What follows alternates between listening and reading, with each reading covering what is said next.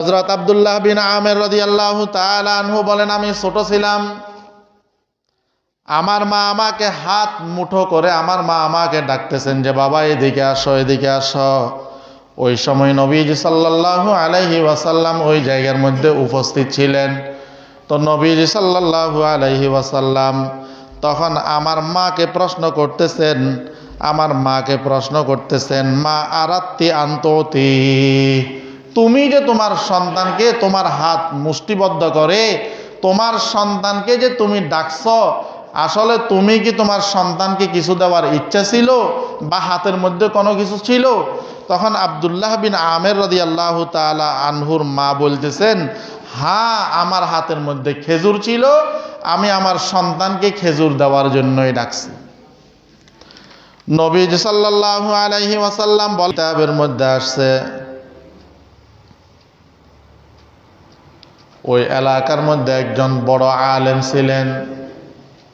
ওই আলেমের প্রতি হিন্দুদের যেমন বিশ্বাস ছিল, মুসলমানদেরও ওই আলেমের প্রতি কি ছিল? বিশ্বাস ছিল। যার কারণে সবাই সিদ্ধান্ত নিল এই জায়গা সম্পর্কে আমরা অমুক বড় আলেমের কাছে যাব, ওই আলেম যে সিদ্ধান্ত দেয় সেই সিদ্ধান্তই আমরা মেনে নেব।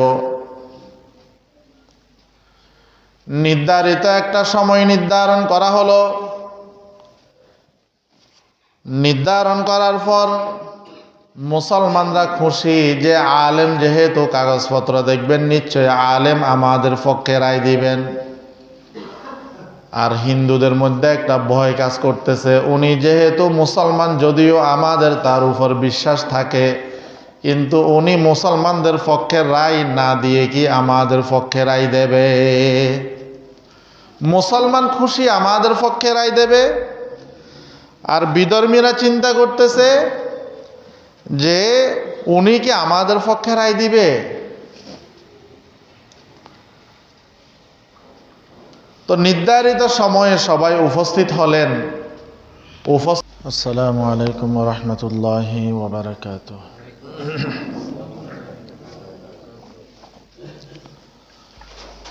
ইন্নাল হামদালিল্লাহ নাহমাদুহু ওয়া নাস্তাঈনুহু ওয়া নাস্তাগফিরুহু ওয়া নু'মিনু বিহি ওয়া নাতাওয়াক্কালু আলাইহি ওয়া নাউযু বিল্লাহি মিন শুরুরি আনফুসিনা ওয়া মিন সাইয়্যাতি আ'মালিনা। মান ইয়াহদিল্লাহু ফালা মুদিল্লা লাহু ওয়া মান ইউদ্লিলহু ফালা হাদিয়া লাহু। ونشهد أن لا إله إلا الله وحده لا شريك له ونشهد أن سيدنا وحبيبنا ومولانا محمدا عبده ورسوله صلى الله عليه وعلى آله وأصحابه وبارك وسلم تسليما كثيرا كثيرا. أما بعد فأعوذ بالله من الشيطان الرجيم. بسم الله الرحمن الرحيم.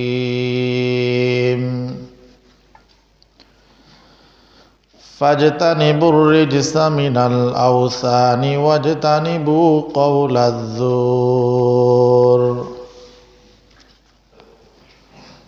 وقال تعالى إن المنافقين في الدرك الأسفل من النار ولن تجد لهم نصيرا.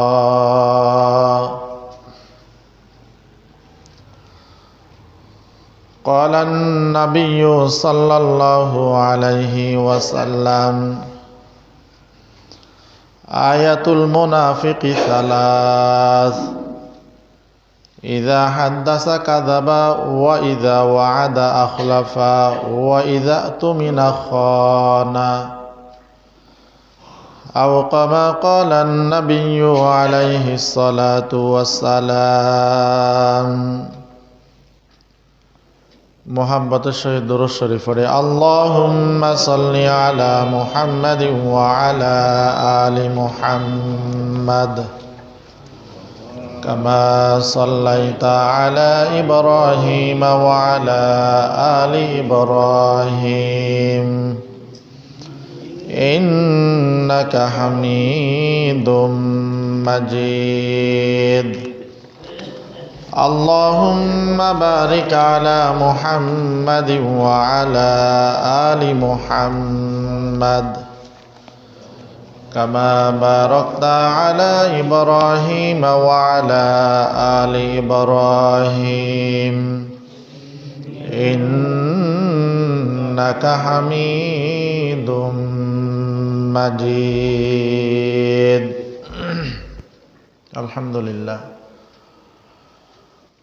মহান রব্বুল আলামিনের দরবারে অসংখ্য অগণিত শুকরিয়া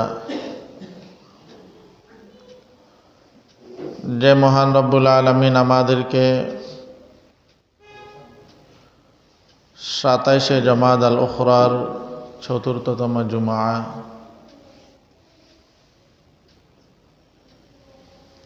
জুমার নামাজ পড়ার উদ্দেশ্যে মসজিদে আসার বসার যার যতটুকু সম্ভব হয়েছে ইবাদত বندگی করার পর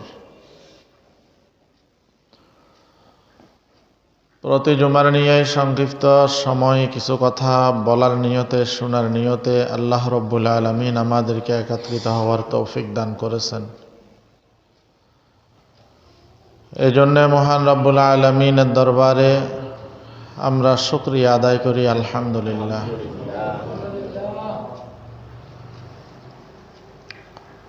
লক্ষ কোটি দরুদ ও সালামের হাদিয়া তাজদার মদিনা সাইয়্যিদুল মুরসালিন ইমামুল আম্বিয়া খাতামুন নবিয়্যিন রাহমাতুল লিল আলামিন শাফিউল মুজনবিন সাহেবে কাউসার জনাব মুহাম্মদুর রাসূলুল্লাহ সাল্লাল্লাহু আলাইহি ওয়াসাল্লামের উপর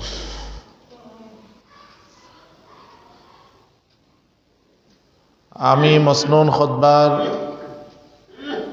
ফর কুরআনুল কারীমের সূরা হজের 30 নম্বর আয়াতের কিছু অংশ এবং সূরা নিসার 145 নং আয়াতের কিছু অংশ তেলাওয়াত করেছি।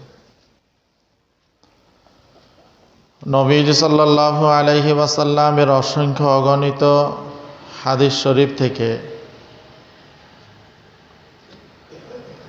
ছোট্ট একটি হাদিস শরীফ তেলাওয়াত করেছি।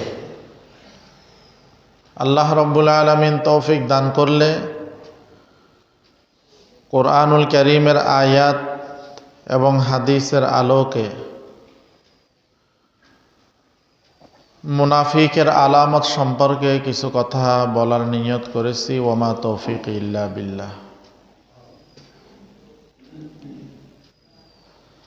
আল্লাহ রব্বুল আলামিন কুরআনুল কারীমের সূরা নিসার 145 নং আয়াতের মধ্যে বলতেছেন ইন্নাল মুনাফিকিনা ফিদ দারকিল আসফালি মিনান নার। মুনাফিক যারা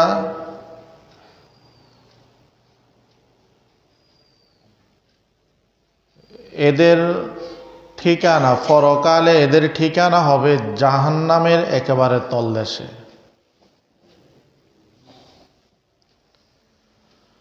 ওয়ালান তাজিদা লাহুম নাসিরা। ওই দিন তাদের জন্য কোনো সাহায্যকারী থাকবে না।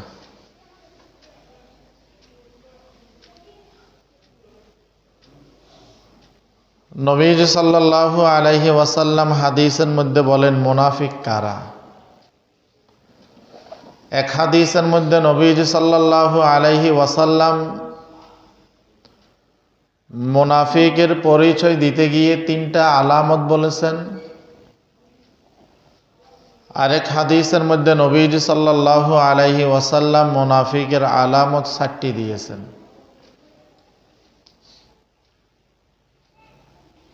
যে হাদিসের মধ্যে মুনাফিকের আলামত 3টি দিয়েছেন, ওই 3টি আলামতের 1 নম্বর আলামত হইল ইযা হাদ্দাসা কাযাবা।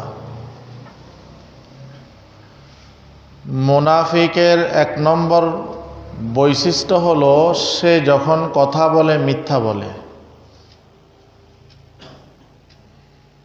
মুনাফিকের এক নম্বর পরিচয় হইল সে যখন কথা বলে মিথ্যা বলে।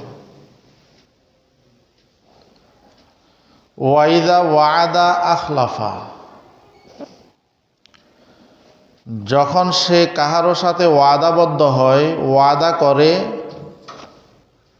তো সে ওয়াদা ভঙ্গ করে। ওয়াইদা তুমিনা খনা, মুনাফিকের ৩ নম্বর চরিত্র হলো যখন তার কাছে কেউ কোনো কিছু আমানত রাখে, আমানতের খিয়ানত করে। সেই আমানত কথাও হইতে পারে, সেই আমানত টাকা পয়সাও হইতে পারে, সে আমানত জায়গা জমিনের কাগজও হইতে পারে। এক কথায় মুনাফিকের ৩য় নম্বরের চরিত্র হলো তার কাছে কোনো কিছু আমানত রাখলে সে আমানতের কি করে? খিয়ানত করে। লম্বা আলোচনা। আরেক হাদিসের মধ্যে নবীজি সাল্লাল্লাহু আলাইহি ওয়াসাল্লাম এই ৩টিও আলোচনা করেছেন। আরও একটি আলোচনা করেছেন, সেটি হলো মুনাফিকের ৪র্থ নম্বর বৈশিষ্ট্য চরিত্র হলো সে যখন ঝগড়ায় লিপ্ত হয় তখন গালাগালি করে। সে যখন কাহারো সাথে ঝগড়ায় লিপ্ত হয়, মুনাফিকের ৪র্থ নম্বরের বৈশিষ্ট্য হলো সে তখন কি করে? গালাগালি করে। মাকে গালি দেয়, বাবাকে গালি দেয়, বিভিন্ন ফাহেসা খারাপ খারাপ গালি দেয়। তো আমাদের আজকের আলোচ্য বিষয় এই মুনাফিকের যে ৩টি আলামত বললাম, এই ৩টি আলামতের মধ্য থেকে প্রথম নম্বরের আলামত হলো ইদা হাদ্দাসা কাযাবা, যখন সে কথা বলে মিথ্যা বলে। আমি আজকে এই প্রথম নম্বর যে মুনাফিকের চরিত্র আছে, আলামত আছে, এটির উপরে কিছু আলোচনা করার নিয়ত করেছি, বাকি আল্লাহ পাকের ইচ্ছা। প্রথম নম্বরের যে আলামত মিথ্যা বলা, এটি আমাদের জীবনের সাথে এমনভাবে মিশে গেছে যেমন রক্তকণিকাগুলো আমাদের শিরায় উপশিরায় প্রবাহিত হচ্ছে। আমাদের কাজকর্ম থেকে শুরু করে লেনদেন, উঠা বসা, চলাফেরা, সর্বক্ষেত্রে আমাদের থেকে শুধু মিথ্যাই প্রকাশ পায়। অথচ কোরআনুল কারীমের মধ্যে আল্লাহ রাব্বুল আলামিন বলেন ফাজতানিবুর রিজসা মিনাল আওসান ওয়াজতানিবু কওলাজ জুর। আল্লাহ রাব্বুল আলামিন এই মিথ্যাকে মূর্তি পূজার সাথে তুলনা করেছে। আল্লাহ রাব্বুল আলামিন যেখানে মানুষদেরকে মূর্তি পূজা থেকে বাঁচার জন্য বলেছেন, সেখানে আল্লাহ রাব্বুল আলামিন বলেছেন তোমরা মিথ্যা থেকেও বাঁচো। যেমন কোরআনুল কারীমের সূরা হজের ৩০ নং আয়াতের শেষ অংশে আল্লাহ রাব্বুল আলামিন বলেন ফাজতানিবুর রিজসা মিনাল আওসান ওয়াজতানিবু কওলাজ জুর। এই আয়াতের মধ্যে আল্লাহ রাব্বুল আলামিন বলেন তোমরা মূর্তি পূজা থেকে বেঁচে থাকো এবং মিথ্যা বলা থেকেও বেঁচে থাকো। তাহলে মিথ্যাকে এখানে মূর্তি পূজার সাথে কি করছেন? তুলনা দিয়েছেন। মূর্তি পূজা যেমন অপরাধ, মিথ্যা বলাটাও তেমন অপরাধ। অন্য হাদিসের মধ্যে নবীজি সাল্লাল্লাহু আলাইহি ওয়াসাল্লাম বলেন আলা উনাব্বিউকুম বিআকবারিল কাবাইর সালাসান ক্বালু বালা ইয়া রাসূলুল্লাহ ক্বালা আল ইশরাকু বিল্লাহ ওয়া উকুকুল ওয়ালিদাইন ওয়া শাহাদাতিজ জুর। এই হাদিসের মধ্যেও নবীজি সাল্লাল্লাহু আলাইহি ওয়াসাল্লাম বলেন, আমি কি তোমাদেরকে সবচাইতে বড় গুনাহ কি সেটা কি বলে দিব না? সাহাবায়ে কেরাম বলেন, জি ইয়া রাসূলুল্লাহ, আপনি আমাদেরকে বলে দেন। তো নবীজি সাল্লাল্লাহু আলাইহি ওয়াসাল্লাম এই কথাটা 3 বার প্রশ্ন করেছেন, সাহাবায়ে কেরামদেরকে 3 বার জিজ্ঞাসা করেছেন, আমি কি তোমাদেরকে বলে দিব সবচাইতে বড় গুনাহ কি? এই কথাটা নবীজি সাহাবায়ে কেরামদেরকে কয়বার বলেছেন? 3 বার বলেছেন। এরপরে নবীজি সাল্লাল্লাহু আলাইহি ওয়াসাল্লাম বলেন, আল ইশরাকু বিল্লাহ, সবচাইতে বড় গুনাহসমূহের মধ্যে 1 নম্বর হইল আল্লাহ তাআলার সাথে কাউকে শরীক করা। এরপরে নবীজি সাল্লাল্লাহু আলাইহি ওয়াসাল্লাম বলেন, ওয়া উকুকুল ওয়ালিদাইন, মা বাবার সাথে নাফরমানি করা, মাতা পিতার সাথে নাফরমানি করা। এরপরে নবীজি সাল্লাল্লাহু আলাইহি ওয়াসাল্লাম বলেন, ওয়া শাহাদাতিজ জুর আও কওলুজ জুর, 3 নম্বর হইল মিথ্যা সাক্ষ্য দেওয়া অথবা মিথ্যা বলা। তো বড় যেই গুনাহগুলো আছে, এই গুনাহসমূহের মধ্যে একটা বড় গুনাহ হইল মিথ্যা বলা। একটা বড় গুনাহ হইল কি? মিথ্যা বলা। ক্বালা নবিয়্যু সাল্লাল্লাহু আলাইহি ওয়াসাল্লাম, আস-সিদকু ইউনজি ওয়াল কিযবু ইউহলিক। আমার আপনার নবী মুহাম্মদুর রাসূলুল্লাহ সাল্লাল্লাহু আলাইহি ওয়াসাল্লাম বলেন, ও দুনিয়ার মানুষ, সত্য মানুষকে মুক্তি দেয় আর মিথ্যা মানুষকে ধ্বংস করে। সত্য মানুষকে মুক্তি দেয়, মিথ্যা মানুষকে কি করে? ধ্বংস করে। অনেক আগের ঘটনা, কোন এক সময় ভারতের এক জায়গায় একটা জায়গা নিয়ে হিন্দু এবং মুসলমানের সাথে দ্বন্দ্ব। হিন্দু এবং মুসলমানের সাথে কি দ্বন্দ্ব? হিন্দুরা বলে এই জায়গার মালিক হলাম আমরা, অতএব এইখানে আমরা মন্দির বানাবো। মুসলমান বলেন না, এই জায়গার মালিক হইলাম আমরা, অতএব আমরা এখানে মসজিদ বানাবো। হিন্দুরা বলে আমরা এখানে মন্দির বানাবো, আর মুসলমান বলে এটা আমাদের জায়গা, আমরা কি করব? মসজিদ বানাবো। কিতাবের মধ্যে আসছে, ওই এলাকার মধ্যে একজন বড় আলেম ছিলেন। ওই আলেমের প্রতি হিন্দুদের যেমন বিশ্বাস ছিল, মুসলমানদেরও ওই আলেমের প্রতি কি ছিল? বিশ্বাস ছিল। যার কারণে সবাই সিদ্ধান্ত নিল এই জায়গা সম্পর্কে আমরা অমুক বড় আলেমের কাছে যাব, ওই আলেম যে সিদ্ধান্ত দেয় সেই সিদ্ধান্তই আমরা মেনে নেব। নির্ধারিত একটা সময় নির্ধারণ করা হলো। নির্ধারণ করার পর মুসলমানরা খুশি যে আলেম যেহেতু কাগজপত্র দেখবেন, নিশ্চয় আলেম আমাদের পক্ষে রায় দিবেন।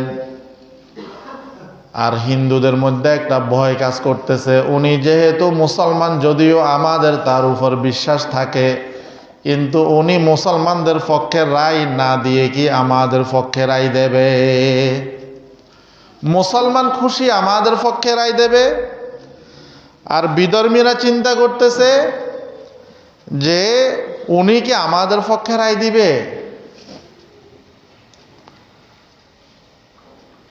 তো নির্ধারিত সময়ে সবাই উপস্থিত হলেন।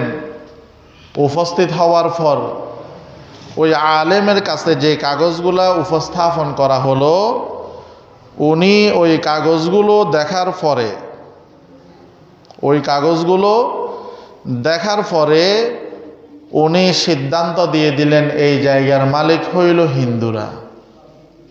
এই জায়গার মালিক হলো কে? হিন্দুরা। অতএব তোমরা তোমাদের যা মন চাই এখানে তাই করতে পারো। তখন একজন বিচারক বললেন, आज के इस मुकदमा में मुसलमान हार गए लेकिन इस्लाम जीत गया। আজকে যে এই আলেম একটা রায় দিলেন হিন্দুদের পক্ষে, এই রায়ের মাধ্যমে মুসলমান হেরে গেছে। রায়ের মাধ্যমে মুসলমান কি করেছেন? হেরে গেছেন, কিন্তু ইসলাম জিতে গেছেন। এই রায়ের মাধ্যমে মুসলমান হেরে গেছেন, কিন্তু ইসলাম কি করছেন? জিতে গেছেন। এই দৃশ্যটা দেখার পরে হিন্দুরা খুশি, মুসলমান পেরেশান।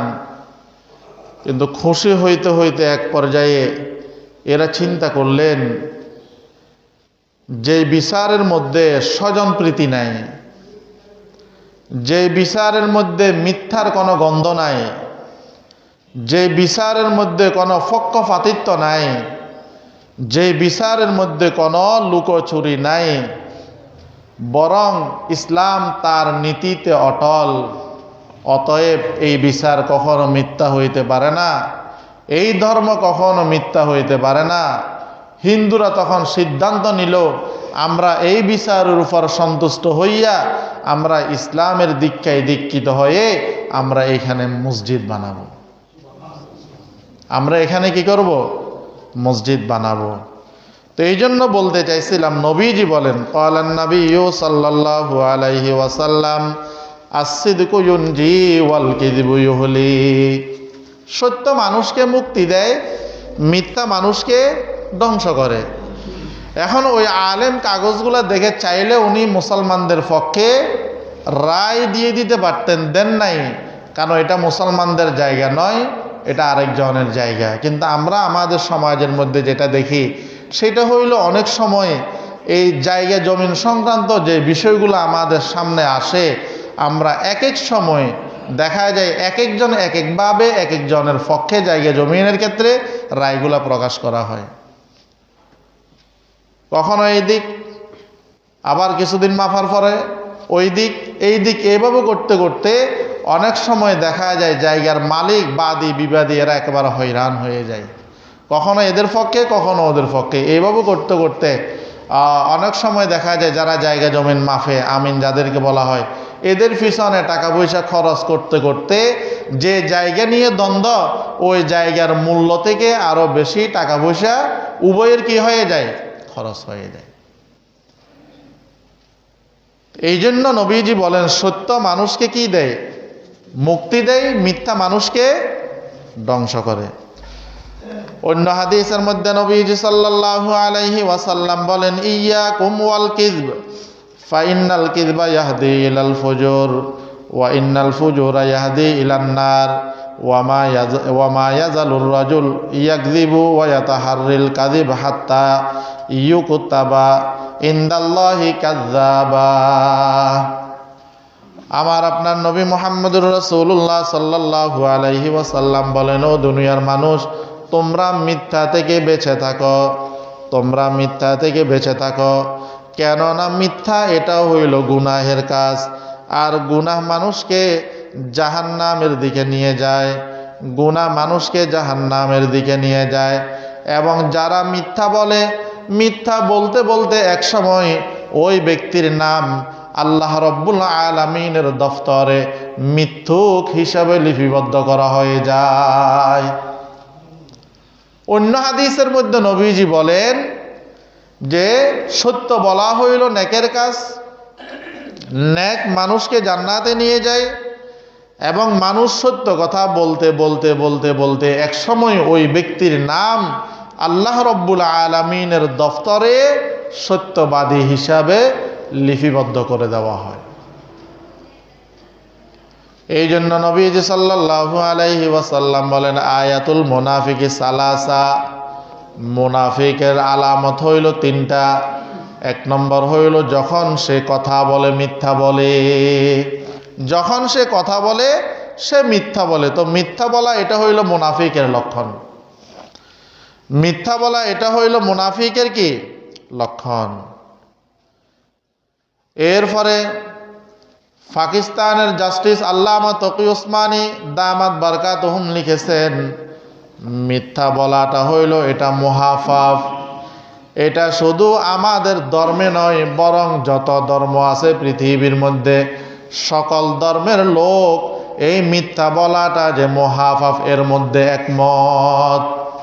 শুধু মিথ্যা বলা ইসলাম ধর্মের মধ্যে মহাপাপ এমন নয়, বরং প্রতিটা ধর্মের মধ্যে মিথ্যা যে বলে তাকে সবাই ঘৃণা করে, এবং মিথ্যা বলাটা প্রতিটা ধর্মের লোকেরা এটাকে অপরাধ হিসাবে সাব্যস্ত করে, অপরাধ হিসাবে সাব্যস্ত করে। হাদিসের মধ্যে নবীজি সাল্লাল্লাহু আলাইহি ওয়াসাল্লাম বলেন, ঈমানদার কখনো মিথ্যাবাদী হইতে পারে না। যার মধ্যে ঈমান আছে ওই ব্যক্তি কখনো কি হইতে পারে না, মিথ্যাবাদী হইতে পারে না। নবীজি সাল্লাল্লাহু আলাইহি ওয়াসাল্লামকে একবার জিজ্ঞাসা করা হলো, ইয়া রাসূলুল্লাহ, আয়াকুনুল মুমিনি জাবানা? ক্বালা নাম। ফাকিলা লাহু আয়াকুনুল মুমিনি বাখিলা? ফাকালা নাম। ফাকিলা লাহু আয়াকুনুল মুমিনু কাযযাবা? ফাকালা লা। নবীজি সাল্লাল্লাহু আলাইহি ওয়াসাল্লামকে বলেন, ইয়া রাসূলুল্লাহ, ইয়া হাবিবাল্লাহ, মুমিন কি কখনো কাপুরুষ হইতে পারে? নবীজি সাল্লাল্লাহু আলাইহি ওয়াসাল্লাম বলেন, হ্যাঁ হইতে পারে। এরপরে নবীজি সাল্লাল্লাহু আলাইহি ওয়াসাল্লামকে আবার প্রশ্ন করা হলো, ইয়া রাসূলুল্লাহ, মুমিন কি কখনো বখিল হইতে পারে? নবীজি সাল্লাল্লাহু আলাইহি ওয়াসাল্লাম বলেন, হ্যাঁ মুমিন বখিল হইতে পারে। এরপরে নবীজি সাল্লাল্লাহু আলাইহি ওয়াসাল্লামকে বলেন, মুমিন কি কখনো মিথ্যাবাদী হইতে পারে? নবীজি সাল্লাল্লাহু আলাইহি ওয়াসাল্লাম বলেন, না, মুমিন কখনো মিথ্যাবাদী হইতে পারে না। মুমিন কখনো মিথ্যাবাদী হইতে পারে না। মুমিন কখনো কি হইতে পারে না? মিথ্যাবাদী হইতে পারে না। আল্লাহ রাব্বুল আলামিন বলেন, লানাতুল্লাহি আলাল কাযিবিন, যারা মিথ্যাবাদী এদের উপর আল্লাহ রাব্বুল আলামিনের লানত। যারা মিথ্যাবাদী এদের উপর আল্লাহ রাব্বুল আলামিনের লানত। নবীজি সাল্লাল্লাহু আলাইহি ওয়াসাল্লাম বলেন, আযামুল খতায়া ইনদাল্লাহিল লিসান লিল কিযব। নবীজি সাল্লাল্লাহু আলাইহি ওয়াসাল্লাম বলেন, নবীজি সাল্লাল্লাহু আলাইহি ওয়াসাল্লাম বলেন, মিথ্যা হইল সবচাইতে বড় গুনাহ। মিথ্যা হইল সবচাইতে বড় গুনাহ। তো গুনাহ থেকে বাঁচার কৌশল দেখেন, নবীজি সাল্লাল্লাহু আলাইহি ওয়াসাল্লামের জামানায় একজন ব্যক্তি নবীজি সাল্লাল্লাহু আলাইহি ওয়াসাল্লামকে বলেন, ইয়া রাসূলুল্লাহ, আমার মধ্যে 4টা বদ অভ্যাস আছে। ইয়া রাসূলুল্লাহ, ইয়া হাবিবাল্লাহ, এই 4টা বদ অভ্যাস আমি একসাথে ছাড়তে পারবো না। আমাকে আপনি যে কোনো একটা বদ অভ্যাস ছাড়ার জন্য বলেন, আমি একটা মানব। ওই ব্যক্তির মধ্যে 4টা বদ অভ্যাস হলো, 1 নম্বর হইল ওই ব্যক্তির মধ্যে একটা বদ অভ্যাস হলো মদ খাওয়া, 2 নম্বর হইল চুরি করা, 3 নম্বর হইল জেনা করা, 4 নম্বর হইল মিথ্যা বলা। ওই যুবকের মধ্যে এই 4টা বদ অভ্যাস আছে। এখন ওই যুবক নবীজি সাল্লাল্লাহু আলাইহি ওয়াসাল্লামকে বলেন, 4টা আমি একসাথে ছাড়তে পারবো না, আমাকে একটা বদ অভ্যাস ছাড়ার জন্য বলেন, আমি আপনার হাতে হাত রেখে ওয়াদাবদ্ধ হব, ওই একটা বদ অভ্যাস ছেড়ে দেব। নবীজি সাল্লাল্লাহু আলাইহি ওয়াসাল্লাম বলেন, আমার সাথে ওয়াদাবদ্ধ হও, তুমি কখনো মিথ্যা কথা বলবে না। তুমি কখনো মিথ্যা কথা বলবে না। ওই ব্যক্তি নবীজি সাল্লাল্লাহু আলাইহি ওয়াসাল্লামের হাতে হাত রেখে ওয়াদাবদ্ধ হলেন। ওয়াদাবদ্ধ হওয়ার পর ওইখান থেকে চলে গেলেন। চলে যাওয়ার পর ওই ব্যক্তির হঠাৎ মদের নেশা আসছে, যে আমি এখন মদ পান করব। এখন চিন্তা করলেন, মদ পান যদি করি সকালবেলা নবীজির সাথে আমার দেখা হবে। আমাকে নবীজি সাল্লাল্লাহু আলাইহি ওয়াসাল্লাম যদি প্রশ্ন করো, তুমি কি আজকে মদ পান করছো, তা আমি তো মিথ্যা বলতে পারবো না, সত্যটাই বলতে হবে। তখন ওই ব্যক্তি চিন্তা করলেন, নবীজির সাথে তো আমি ওয়াদা দিয়েছি মিথ্যা বলবো না, অতএব মদ পান করবো না, নবীজি সাল্লাল্লাহু আলাইহি ওয়াসাল্লামের সাথে মিথ্যাও বলবো না। এরপরে তার আরো অন্যান্য যে সমস্ত বদ অভ্যাসগুলো ছিল, চুরি করা, জেনা করা, এই মদ খাওয়া, চুরি করা, জেনা করা, এই 3টা বদ অভ্যাস তার থেকে চলে গেছে। এই কারণে যে আমি এই কাজগুলা করলে আল্লাহর নবী সাল্লাল্লাহু আলাইহি ওয়াসাল্লাম আমাকে যখন প্রশ্ন করবে তা আমি তো মিথ্যা বলতে পারবো না, সত্যটাই বলতে হবে। আর সত্যটা যদি বলি তাহলে আমার জন্য তো শাস্তি আছে। মদ খাইলে বেত্রাঘাত আছে, চুরি করলে হাত কাটা আছে, জেনা করলে বেত্রাঘাত আছে, অথবা ফাতর নিক্ষেপ আছে, ফাতর নিক্ষেপ করে হত্যা আছে। তা আমি যদি মিথ্যা না বলে সত্যটাই বলি, অতএব আমার জন্য তো এই শাস্তিগুলো আছে, আমি এই ধরনের কাজও করব না, মিথ্যাও বলবো না, সত্যটাই বলবো। তো ওই ব্যক্তি শুধুমাত্র একটা মিথ্যা ছেড়ে দেওয়ার কারণে ওই ব্যক্তি বাকি 3টা গুনাহের কাছ থেকে ওই ব্যক্তি কি হয়ে গেলেন? মুক্ত হয়ে গেলেন। নবীজি সাল্লাল্লাহু আলাইহি ওয়াসাল্লাম বলেন, যারা মিথ্যা কথা বলে এদের থেকে ফেরেশতারা 1 মাইল দূরে সরে যায়। কেন দূরে সরে যায়? নবীজি সাল্লাল্লাহু আলাইহি ওয়াসাল্লাম বলেন, বান্দা যখন মিথ্যা বলে তখন একটা দুর্গন্ধ ছড়ায়। এই দুর্গন্ধের কারণে ফেরেশতা 1 মাইল পর্যন্ত দূরে চলে যায়। তাহলে মিথ্যা বলা এটা এক ধরনের দুর্গন্ধময় জিনিস, যেটার কারণে রহমতের ফেরেশতারা ওই ব্যক্তি থেকে সরে যায়। এবং গীবতের ভয়াবহতার মধ্যে একটা ঘটনাও আছে। যারা গীবত করে, এদের গীবতের কারণে এদের মুখ থেকে দুর্গন্ধ বের হয়। এই দুর্গন্ধের কারণে অন্যান্য লোকজনও কি করেন? কষ্ট করেন, ফেরেশতারাও এদের থেকে সরে যায়। তো একজন আলেমকে প্রশ্ন করলেন যে এখন তো গীবত মানুষের নিত্যদিনের সঙ্গী হয়ে গেছে।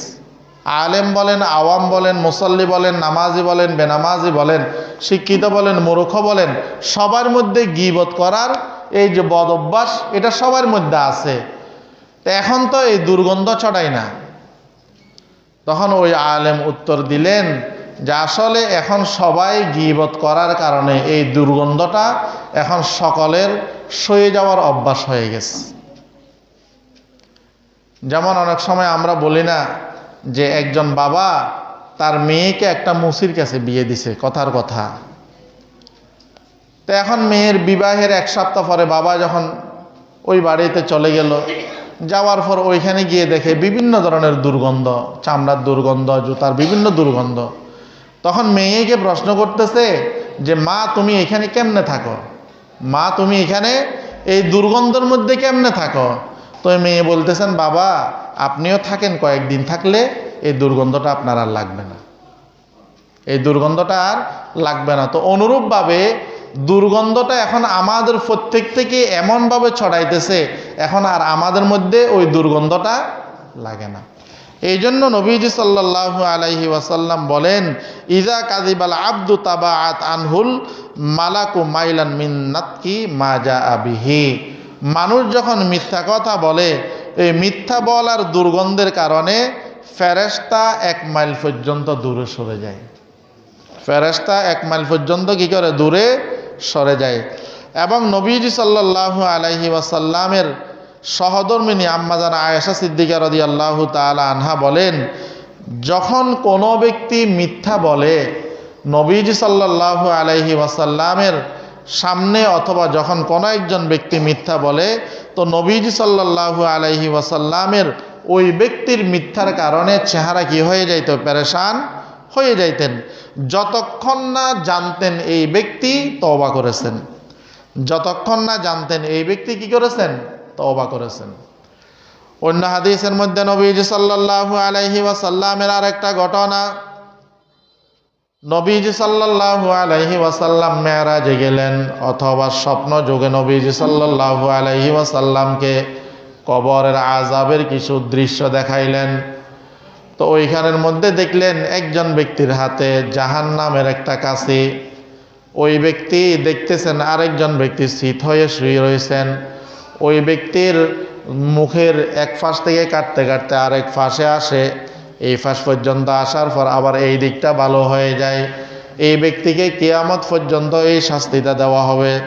নবীজি সাল্লাল্লাহু আলাইহি ওয়াসাল্লাম বলেন, হে ভাই জিবরাইল, এই ব্যক্তিকে এই ধরনের শাস্তিটা কেন দেওয়া হচ্ছে?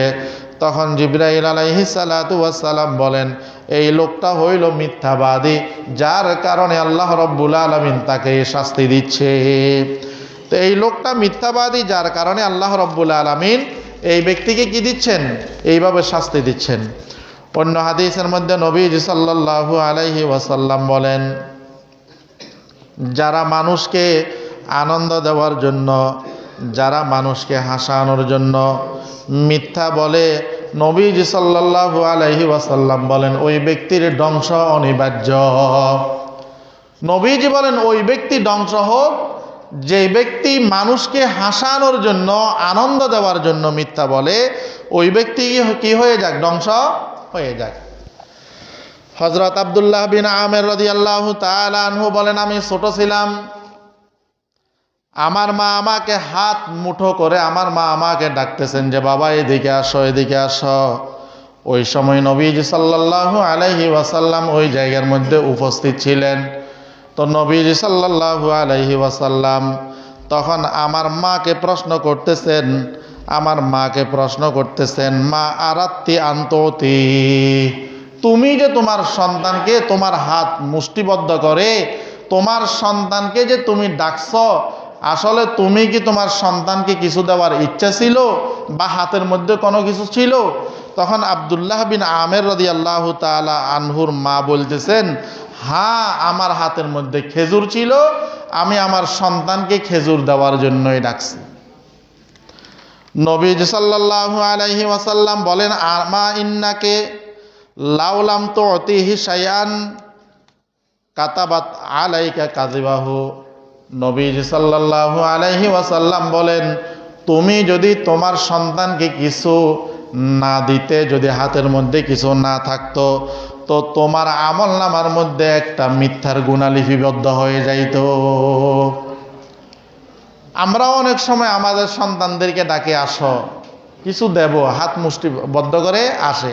তো আমি যদি আমার সন্তানকে কিছু না দেওয়ার ইচ্ছা থাকে, এটা একটা হইল মিথ্যা, আর একটা হইল আমি আমার সন্তানের সাথে প্রতারণা করলাম। আমি আমার সন্তানের সাথে কি করলাম?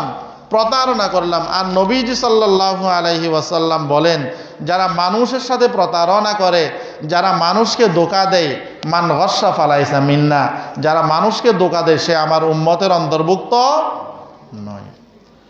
এবং ইমাম বুখারী রহমতুল্লাহি আলাইহির জীবনের মধ্যে পাওয়া যায়, উনি একবার একজন ব্যক্তি থেকে হাদিস সংগ্রহ করার জন্য, জানার জন্য গেছেন। তো যাওয়ার পর দেখতেছেন ওই ব্যক্তি, যে ব্যক্তির কাছ থেকে হাদিস জানার জন্য গেলেন, ওই ব্যক্তি চাদর পেঁচাইয়া তার গোড়াকে ডাকতেছেন। গোড়া যখন নিকটে আসছে, তখন দেখতেছে গোড়াকে কিছু দেয় নাই, চাদরের মধ্যে কোনো খাবার নাই। ইমাম বুখারী রহমতুল্লাহি আলাইহি ওই ব্যক্তি থেকে হাদিস সংগ্রহ না করে চলে আসছেন। কেন চলে আসছেন? ইমাম বুখারী রহমতুল্লাহি আলাইহি বলেন, যেই ব্যক্তি একটা অবলা প্রাণীকে ধোঁকা দিতে পারে, ওই ব্যক্তি থেকে হাদিস সংগ্রহ করা এটা আমার জন্য জায়েজ হবে না।